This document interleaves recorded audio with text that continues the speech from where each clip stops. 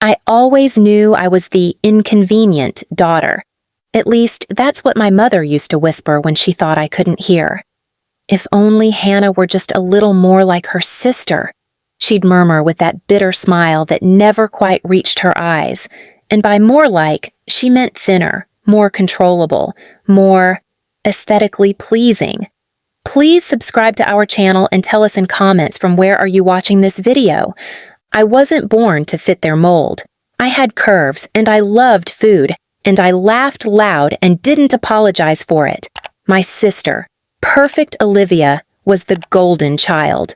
Blonde, thin, graceful, always picture perfect. She was the daughter they paraded around like a trophy, while I got tucked away with lines like, "The camera adds weight, sweetie," and "Maybe skip dessert this time." But I endured it. I tolerated their remarks, their jokes at family dinners, their not-so-subtle nudges toward diet programs as birthday gifts. I kept my head up. I built my own life, started my own business, and surrounded myself with people who celebrated me for who I am, not for what size jeans I wore. Then Olivia got engaged, and the planning began like a royal coronation. Everything had to be white, beige, and minimal. Olivia hated color, hated loud people. She loved exclusivity and Instagram-worthy aesthetics.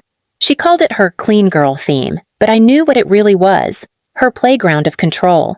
When she asked me to be a bridesmaid, I almost cried. I thought maybe, just maybe, this was the moment we'd finally be real sisters. I was wrong. 2 weeks before the wedding, she sat me down with Mom and said with a smirk, "Hannah, I've been thinking. It might be better if you weren't a bridesmaid after all. It's not personal. It's just the dresses. They're custom, and I just don't think the cut would be flattering for your size." Mom nodded with faux sympathy. "You'd stand out, sweetheart. Not in the right way. We're going for uniformity. We don't want the photos to look off." Office. That's what I was, a defect in their perfect family photos. The room spun. My ears rang. But I didn't cry. I didn't even flinch. I just smiled. "Oh," I said calmly. "I understand." I left their house and drove home in silence. That night, I looked at myself in the mirror, not with shame, but with quiet rage. Not for my body, but for the years they made me believe it wasn't good enough. And that's when the idea hit me. If they didn't want me in their wedding, I'd create one of my own. Not a wedding, but a celebration. A bold, unapologetic, full-sized spectacle that they couldn't ignore. But first, I needed the perfect setup. I waited. Olivia's wedding day came and went. I sent her a generic gift card and ghosted the rest. Too busy with work, I told them.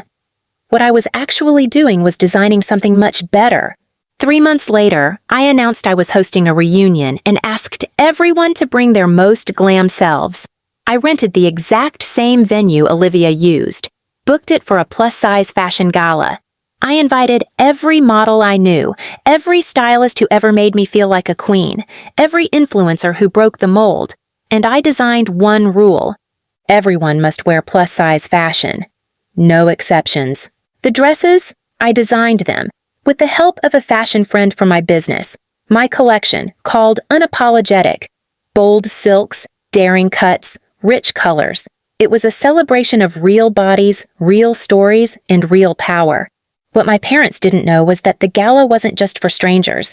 They were on the guest list too, because poetic revenge is always best served in public. The day of the event was approaching fast. I called it the Unapologetic Gala. I wanted the name to be loud, like the voices they tried to silence.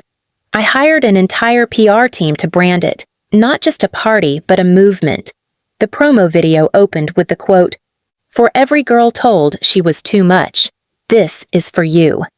I watched as the guest list grew. Influencers, stylists, models, body positivity advocates. The response was overwhelming, and each message I received from women who'd been excluded, mocked, silenced, fueled me further. But the best part? I personally sent the invitation to my parents. It was wrapped in white silk, just like Olivia's wedding invites. On it, embossed in rose gold, an evening of beauty without boundaries. And below that, Dress code, plus size fashion only. No exceptions. I waited. Mom called first. Hannah, is this a joke? Not at all, I replied sweetly. You'll need to wear something above size 14 to enter. She scoffed. That's ridiculous. Your father can't wear that. Oh, that's a shame, I said. Then I guess you'll miss out on the red carpet. Click. That was the last I heard from them, until the night of the gala. I wore a flowing midnight velvet gown with a thigh-high slit and structured shoulders. My hair was curled into soft waves, lips painted crimson. I wasn't trying to blend in anymore. I wanted to be seen. The venue glowed under soft chandeliers. Photographers lined the entrance. Curvy models glided down the carpet, flashing confidence and elegance. There were no apologies, no shrinking, only space. Celebration. Then, around 8:30 p.m., just when I thought they wouldn't come, they arrived. Mom and Dad, Olivia trailing behind. They were dressed awkwardly, clearly thrown off. Mom had tried to squeeze into a rental dress padded with tissue. Dad wore what looked like a maternity poncho. Olivia? She looked ready to pass out. Her beige gown clashed violently with the theme, and her tight frown said it all. They weren't here to support. They were here because they were curious. Because suddenly, I was being talked about. Publicly. And in their world, reputation was everything. I greeted them at the door.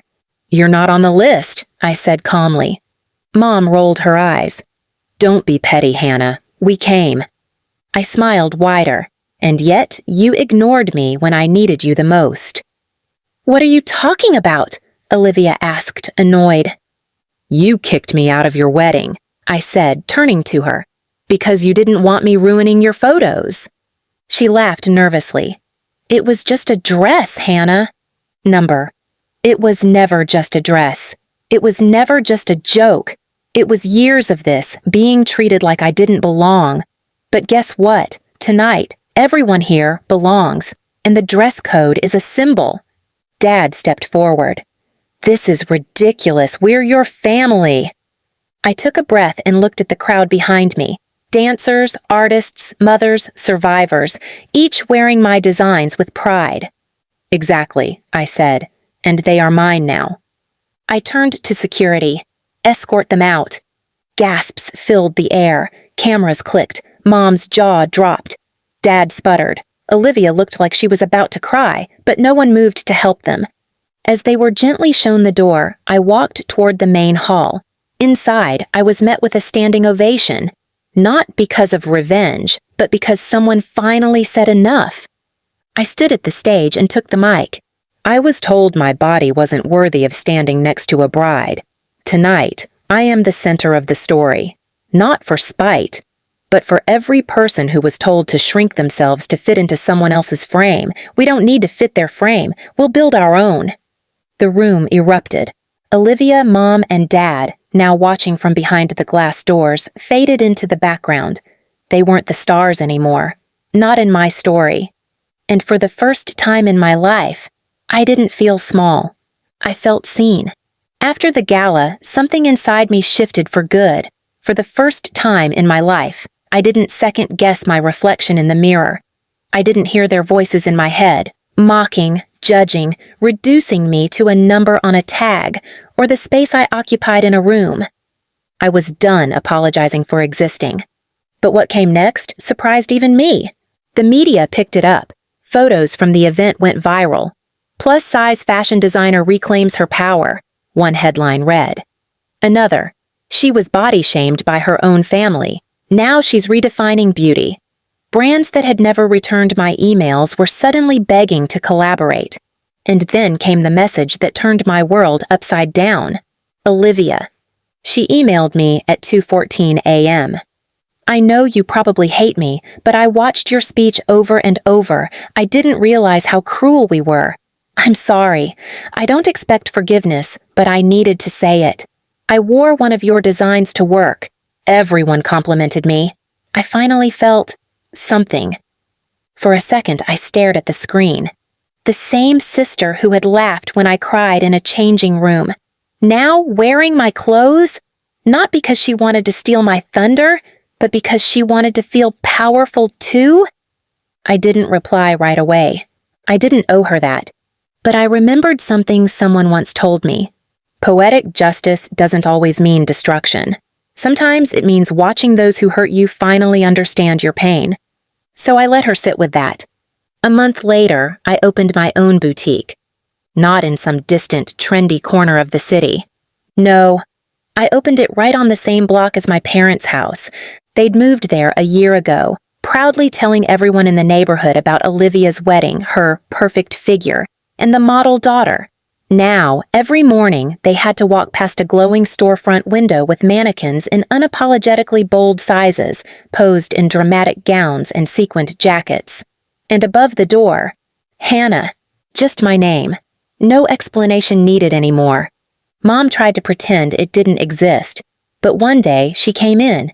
She acted like she was browsing, nervous hands touching fabric, avoiding my gaze. I let her speak first. I just wanted to see what all the noise was about. I looked her in the eye. It's not noise, it's a voice. Mine. Her lips quivered. You look beautiful. I paused, then smiled.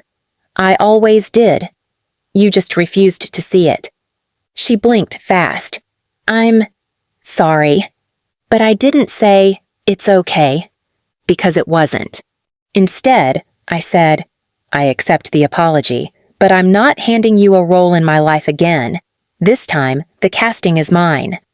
That was the last time she ever walked into my store. But I didn't need her approval anymore. I didn't crave her affection. I had built something bigger than their validation. I had reclaimed the stage they pushed me off. And the final twist? 6 months later, a major bridal magazine named my boutique the #1 rising plus-size bridal designer in the city. The article was titled, "She Wasn't Invited to the Wedding. Now, brides are lining up for her designs." I framed it, hung it right next to the first photo I ever took in that store. Me, standing proudly in front of the mirror. No one else in the frame. No one cropping me out. No one telling me I wasn't enough.